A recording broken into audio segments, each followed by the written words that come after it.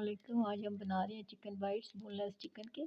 हमें उसके लिए चाहिए 3 केजी चिकन चिकन बोनलेस। उसको हमने छोटे-छोटे पीसेस में कर लिया, उसको अच्छी तरह से धोया, फिर सिरका डाल के उसको हमने रख दिया थोड़ी देर के लिए। फिर उस सिरके को भी अच्छी तरह से धोया और स्ट्रेन कर लिया। फिर हमने 6 अंडे डाले, 3 चम्मच नमक, 3 चम्मच काली मिर्च, 3 चम्मच जैस लहसुन का पाउडर और 3-4 चम्मच कॉर्नफ्लोर और थोड़ी-सी वाइट मिर्च।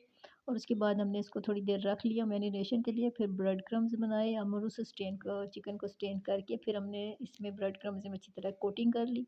कोटिंग करने के बाद हम इसको फ्रीज़ कर लेंगे 2-3 घंटे के लिए। फ्रीज़र से निकाल के हम इसको ज़िप लॉक बैग में डाल देंगे फ्रीज़र में रखने के लिए या मेहमानों के लिए या खुद अपने लिए।